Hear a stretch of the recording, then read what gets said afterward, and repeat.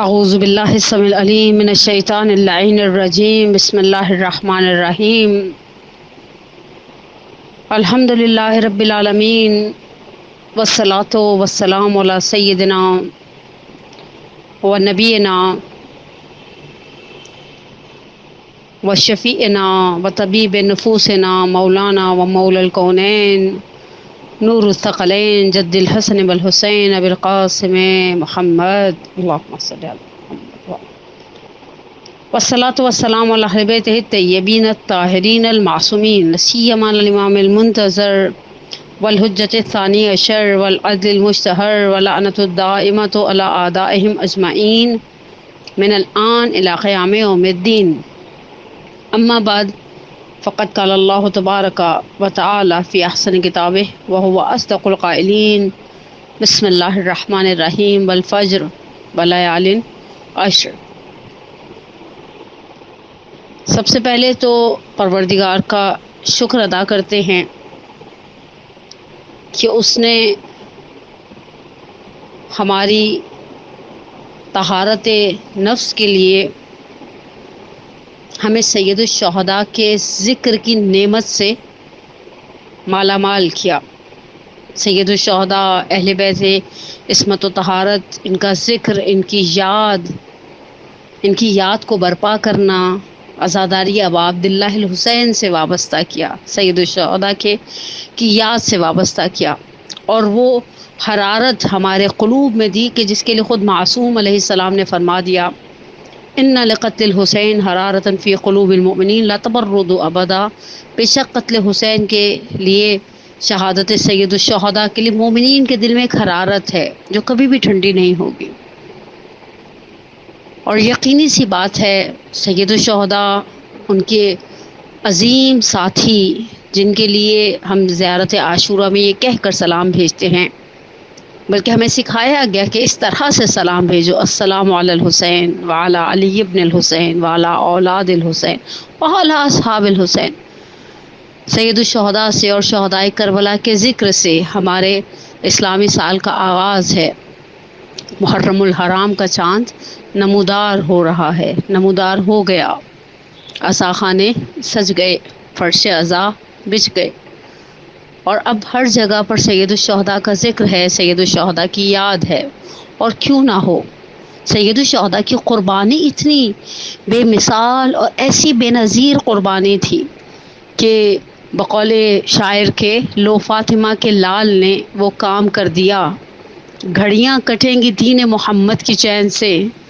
56 یا 57 برس، اب بقول شاعر کے 56 برس حسین رہے ہیں رسول سے، محشر تلک رسول رہے گا حسین سے.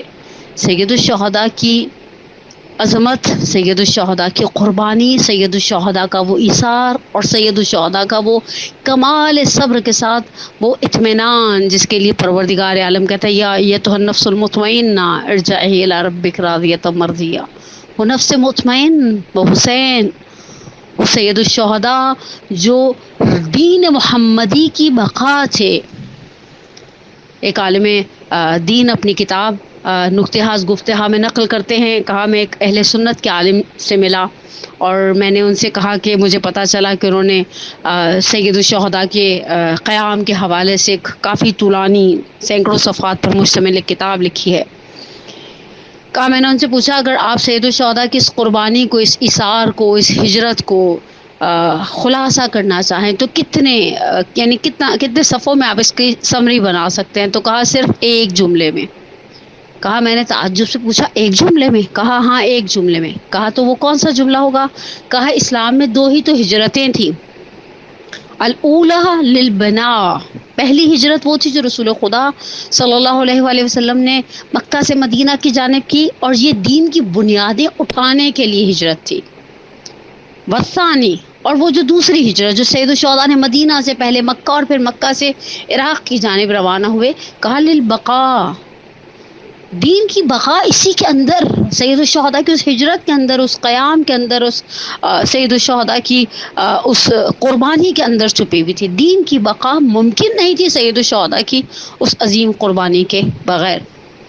اور پروردگار دین کی بقا کا راز سید الشہداء کی اس قربانی اور سید الشہداء کے ساتھ سید الشہداء کے جو دیگر اصحاب تھے، بہرحال ان اصحاب کی اپنی ایک عظمت ہے، ان اصحاب کا اپنا ایک مقام ہے، ان اصحاب کا اپنا ایک تاریخ اسلام کے اندر ایک کردار ہے کہ جس طرح سے امام صادق علیہ الصلوۃ والسلام کے جملے ملتے ہیں ان کی عظمت کے اندر، لیکن دین کی بقا کا راز سید الشہداء کی اس انقلاب کے ساتھ وابستہ تھا، اس قیام کے ساتھ وابستہ تھا، اس قربانی کے ساتھ وابستہ تھا۔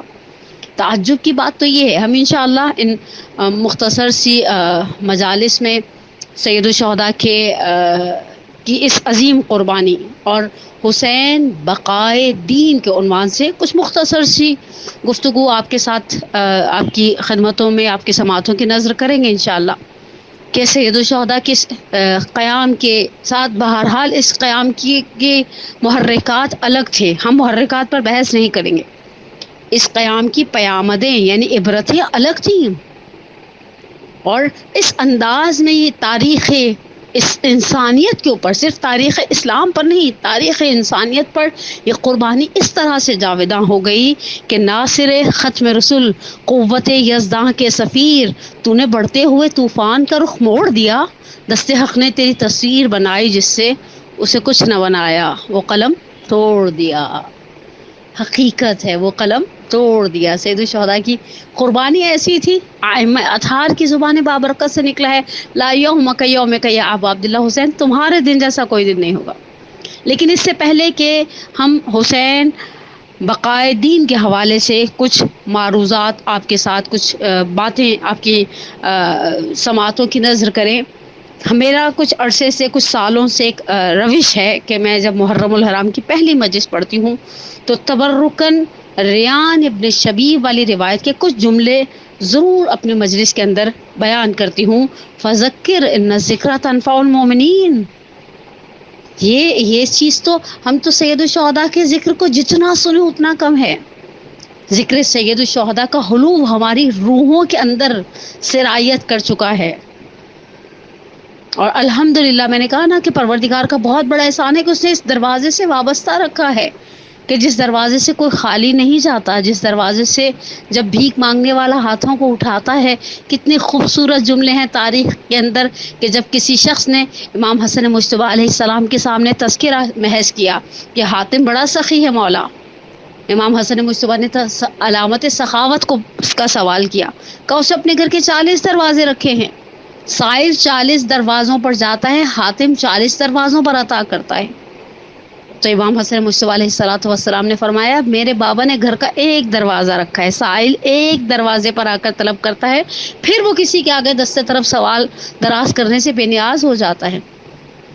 اور حقیقت ہے سید الشہداء اس عظیم باپ کی عظیم فرزند ہیں کہ جن کے لیے ایک ہی جملہ کافی ہے، بخشی جسے اونٹوں کی قطار ایک گدا تھا، کیا مجھ سے زیادہ وہ گرفتار ولا تھا، ہاتف کی ندا آئی کہ محتاج بڑا تھا، دعوائے غلامی اسے کیا مجھ سے سوا تھا، بندی کی طرف چشم عنایت نہیں کرتے، مجرم ہوں میں ایسی کہ حمایت نہیں کرتے۔ نہیں، اس دروازے کا خاندان پیامبر کے ساتھ ہماری جو وابستگیاں ہیں، پروردگار کا بہت بڑا ہم پر احسان۔ تبرکاً ریان ابن شبیب کی روایت کے کچھ جملے، اور میں اپنے موضوع کو آگے بڑھاؤں۔ اس روایت کو میری کوشش ہوتی ہے، بلکہ میری ذاتی خواہش ہوتی ہے کہ محرم کی پہلی کو اس روایت کو پڑھا جائے۔ بہرحال روایت کو فیمس کتابوں میں اگر دیکھا جائے تو سب سے فیمس کتاب میرا خیال ہے شاید ہمارے پاکستان کے عوام کے اندر نفس المحموم ہے، محدث جلیل القدر شیخ عباس قمی علی اللہ مقامہ کا شاہکار ہے۔ البتہ محدث کے کریڈٹ پر بہت بڑے بڑے کارنامے ہیں، سفینہ جیسے، مفاتیح جیسے، لیکن اس کتاب کی اپنی اپنا ایک حسن ہے کہ جہاں روایات کے کلیکشن میں محدث اس کتاب کو لے کر آتے ہیں، اس روایت کو لے کر آتے ہیں کہ ریان ابن شبیب کہتے ہیں کہ میں محرم الحرام کی پہلی تاریخ کو ثامن الحجج علی ابن موسیٰ الرضا علیہ الصلوۃ والسلام کی خدمت میں حاضر ہوا، تو آپ نے مجھ سے فرمایا اے ابن شبیب روزے سے ہو؟ میں نے کہا نہیں۔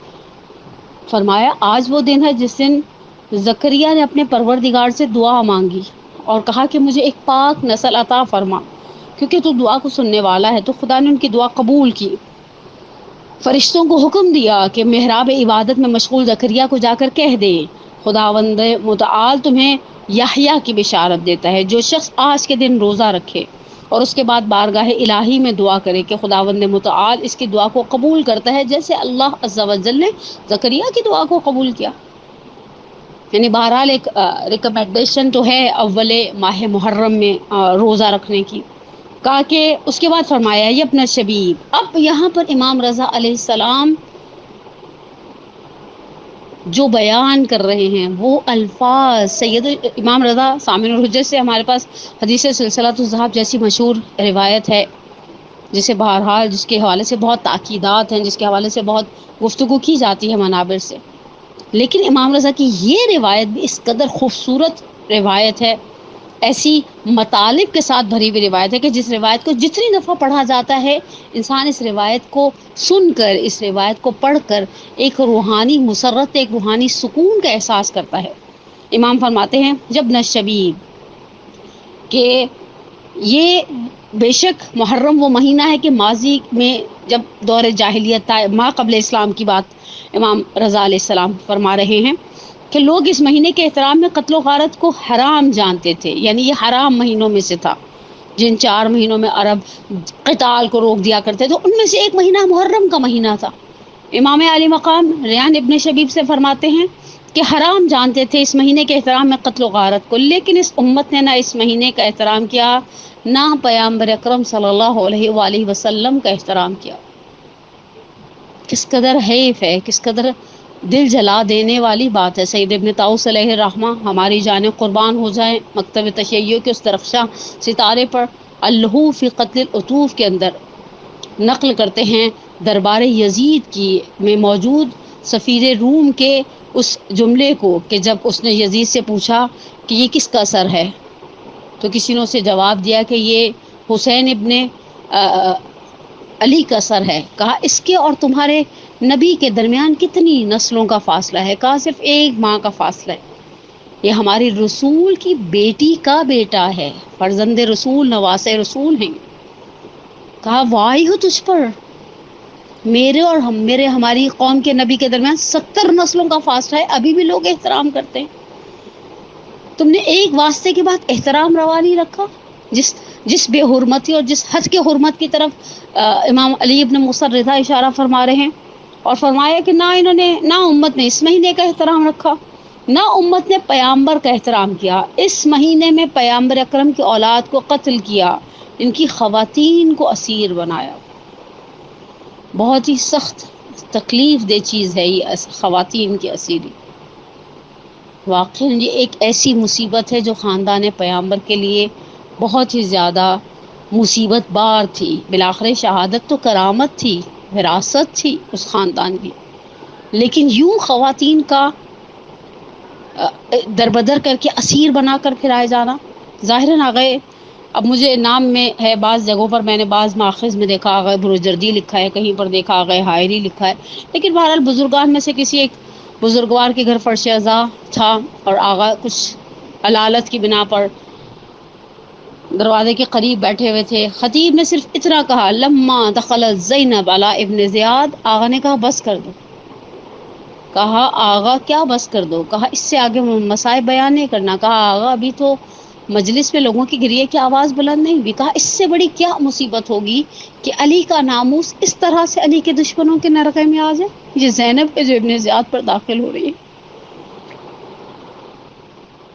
امام رضا فرماتے ہیں ابن شبیب سے، ابن شبیب ان کی خواتین کو اسیر بنایا، ان کے مال کو لوٹ لیا، خدا ان کے اس گناہ کو ہرگز نہیں بخشے گا۔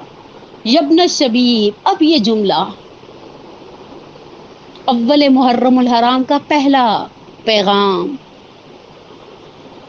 اور جملہ کسی غیر معصوم کی زبان سے نکلا ہوا جملہ نہیں، روایت کا جملہ ہے اور 8ویں امام کا جملہ ہے، اور ریان ابن شبیب سے فرما رہے ہیں امام علی مقام ان کنت باقیا لشیء فابکی للحسین، تم نے کسی بات پہ گریہ کرنا ہے بس حسین پر گریہ کرو۔ سید الشہداء پر گریہ کس قدر خدا کی بارگاہ میں عظمت رکھتا ہے۔ عزیزان من، یہ تو خدا کا احسان کہ اس نے ہمیں سعادت دی، اگر ہم گریے میں آوازوں کو بلند کر لیں تو امام صادق علیہ السلام کی دعائیں ہماری شامل حال ہیں، جس دعا میں امام صادق فرماتے ہیں وَرْحَمْ سُرْخَةَ الَّتِي كَانَتْ لَنَا، خدا ان آوازوں پر رحم کرے جو ہماری مصیبت کو سن کے بلند ہوتی ہیں۔ نفس المحموم فی غمنا تسبیح، تسبیح کا ثواب ہے اس آہ کے بدلے میں جو اہل بیت کے غم اور مصیبت کو سن کے بھری جاتی ہے۔ اور کیوں نہ روئیں جب زیارت ناحیہ مقدسہ میں ہم یہ پڑھتے ہیں کہ سیدی و مولائی، جب تک زندہ رہوں گا، کیوں نہ روئیں سید الشہداء کی مصیبت پر؟ مصیبت اتنی بڑی تھی۔ عاشورہ کے دن 10 محرم کو 61 ہجری میں ہر چیز نے سید الشہداء پر گریہ کیا، آسمان نے سید الشہداء پر گریہ کیا، زمین نے سید الشہداء پر گریہ کیا۔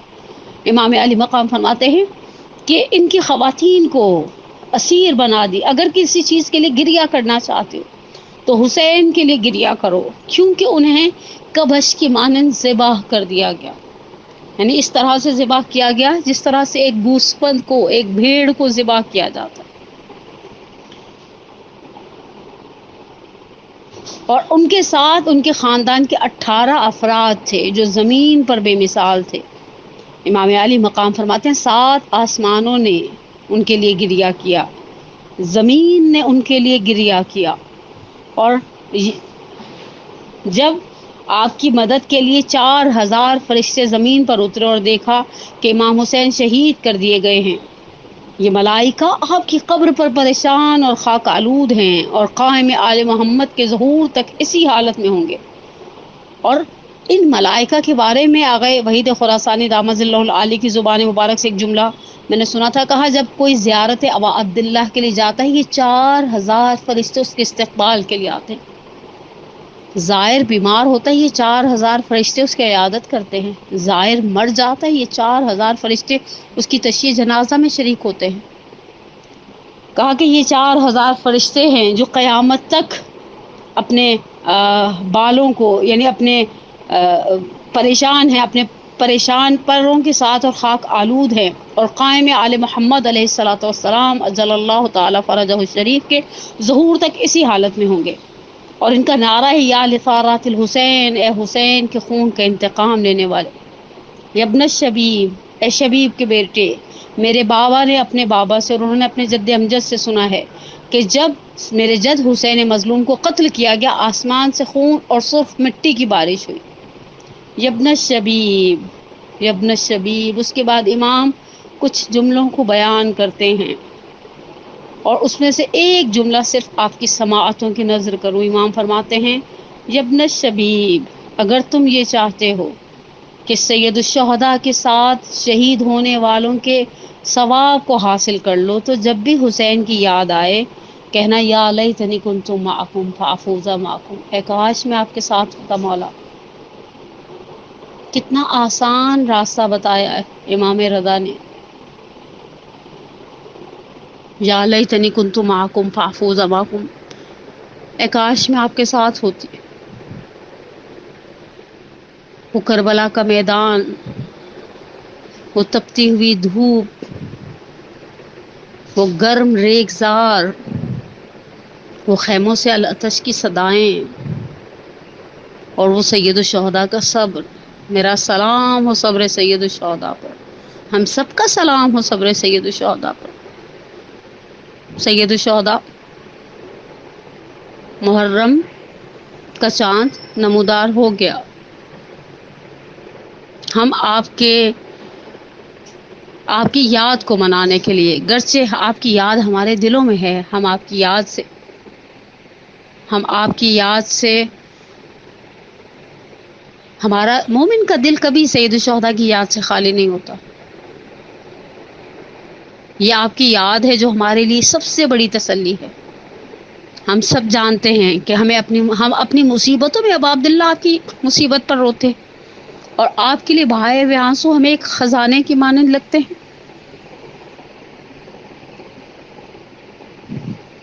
میں جناب زینب کبریٰ سلام اللہ علیہا کی خدمت میں ایک درخواست پیش کروں۔ شہزادی، آپ کو شام میں خواہش تھی نا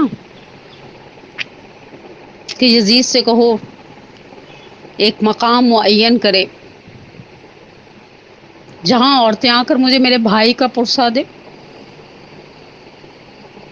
شہزادی بہنیں آئی ہیں آپ کو آپ کے بھائی کا پرسہ دینے کے لیے.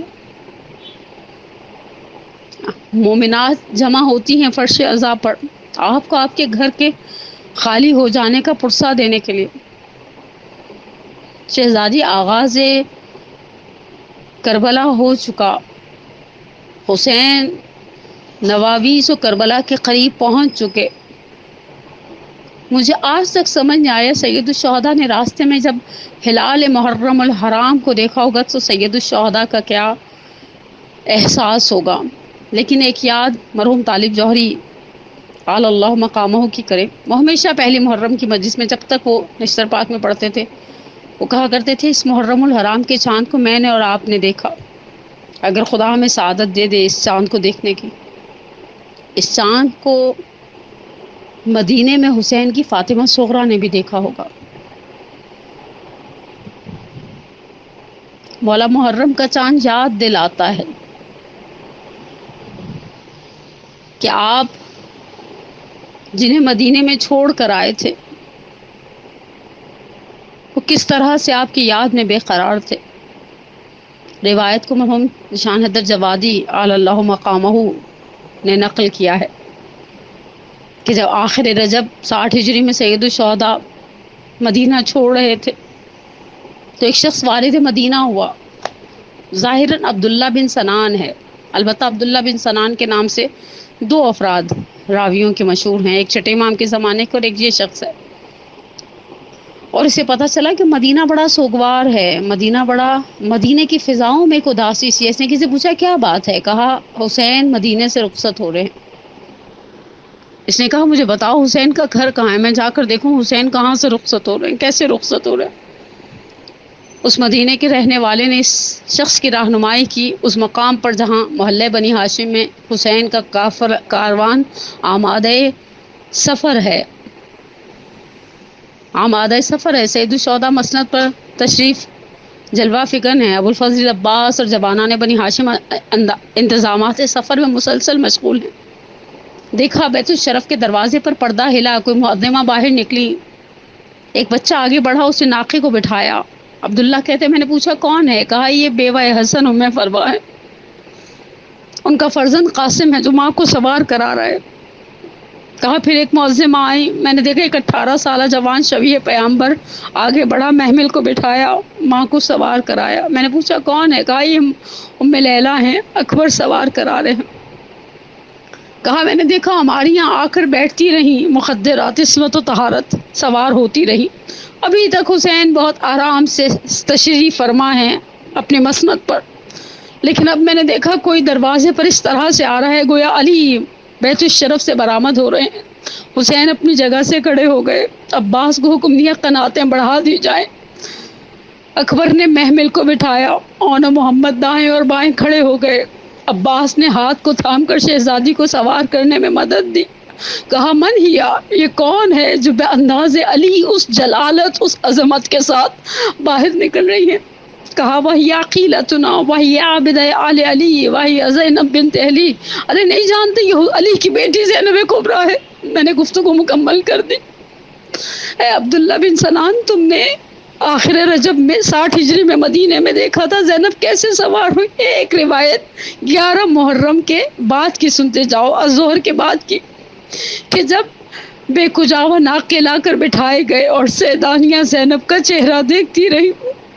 زینب نے بھابھیوں کو سوار کرایا، بہنوں کو سوار کرایا، ماں کی کنیز فضہ کو سوار کرایا، سید سجاد کو سوار کرایا، اور آخر میں علی کی بیٹی ناقے کی جانب نہیں بڑھی، ترائی کی جانب بڑھی. حمید ابن مسلم ازدی کہتا ہے میں جاننا چاہتا تھا کسے آواز دیتی ہے، شاید حسین کو آواز دے، شاید بیٹوں کو آواز دے. جب ماہیں بیٹوں کے ساتھ سفر کرتی ہیں بیٹے بڑا خیال رکھتے ہیں، لیکن میں نے دیکھا علی کی بیٹی زیر لب ایک ہی لفظ بار بار دہراتی ہے، یا اخی ابو الفضل العباس. اٹھو عباس، بہن واقف ہے، بازار نہیں. وَسَيَعْلَمُ الَّذِينَ ظَلَمُوا.